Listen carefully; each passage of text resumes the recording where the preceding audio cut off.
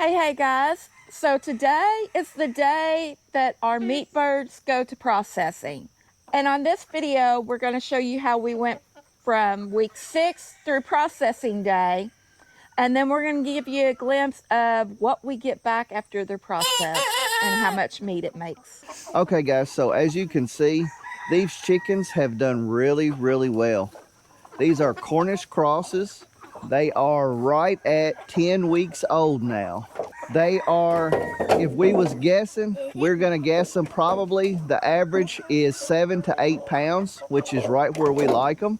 And I don't know if Casey can grab one or not and pick up for the camera. Can you grab one and show them to the camera? It's heavy. So they've done really well. They do really well on pasture, we have found. A lot of people don't put them on pasture. They raise them in tractors.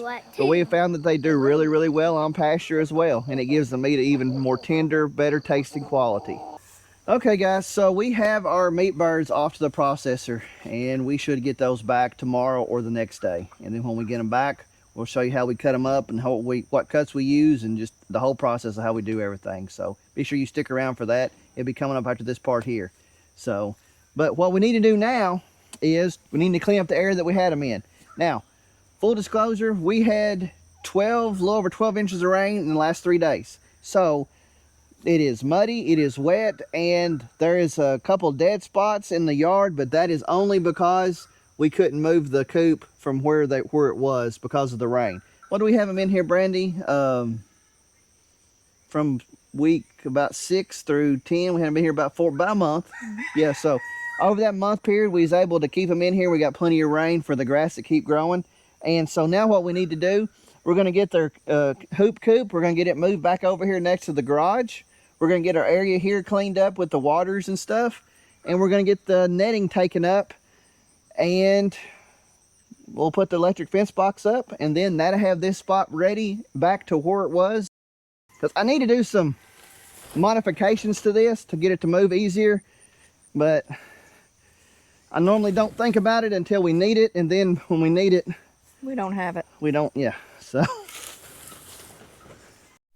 Okay, so this is our gutter that we showed y'all in our last video, how we feed. So just so we don't lose it, and we just store it inside the coop here.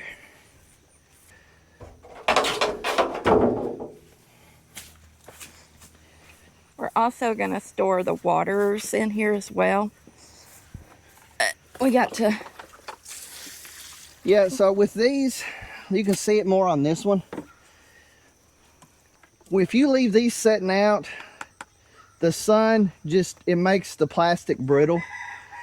So what we're gonna do, this is our first year storing them in here, but it's gonna keep it mostly off the sun. We're just gonna pour the water out and keep these inside the coop here. So yeah, that's because the sun will degrade these, and we don't want that. All right guys, so this is our fence netting that we have around our coop, and it gives the meat birds an opportunity to have pasture. So we're just taking it up, and I'm kind of weaving it back and forth. It does get tangled regardless of how well you try to keep it from getting tangled. It also doesn't help whenever you run over it with the lawnmower either. Do you really have to keep mentioning that? Yeah. See, this is one of the better spots. All right, we got the netting pulled up. And I have to say that 12 inches of rain sure made it easy to pull these posts up. Yes, it did. All right, so that's got this area cleaned up. Let me kind of give you a wide shot of it. We got our netting taken up. We got our hoop coop moved next to the garage where we'll keep it. When we get our birds back, we'll bring you back and we'll show you what they made and how we cut them up. So y'all be sure you hang out for that. All right guys, so we got our chickens back, and we have been working on getting them parted out. So they come in a whole package. So we just opted to get the whole bird package. And now I'm going to open my packaging.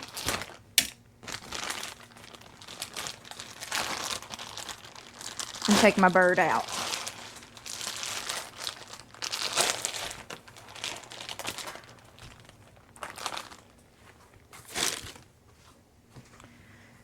First thing I like to do whenever I get it is kind of take the legs and pry them apart. Sometimes they will go ahead and break that hip bone. Sometimes it doesn't. So what I'm aiming for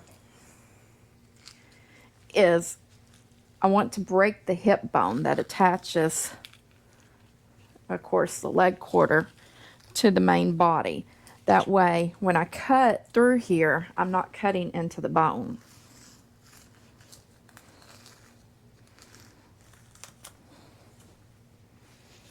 And this bird is still a little more frozen than I would like for it to be.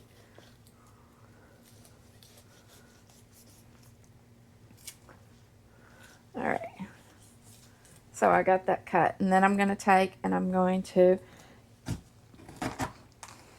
cut that in half again, or divide the leg from the thigh. And then I just put them in my pans. And I do the same thing to this side. All right, now my next step after I get the legs cut off is I take and I slide my finger up underneath here and I peel the skin back off the breast. And I do that because now I'm going to take my smaller knife and I'm going to fillet the knife off of the backbone, the breastbone.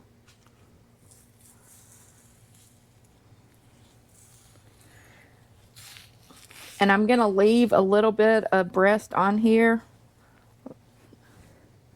But it's not going to go to waste. So what I'll be doing with the carcasses, I'll put them to the side and put them back in the freezer. And I have a roasting pan, a 20-quart roasting pan, that I'm going to be roasting the carcasses in to make broth, and also it will cook the remaining chicken on here and we can pick it off and can it. So none of this is going to waste.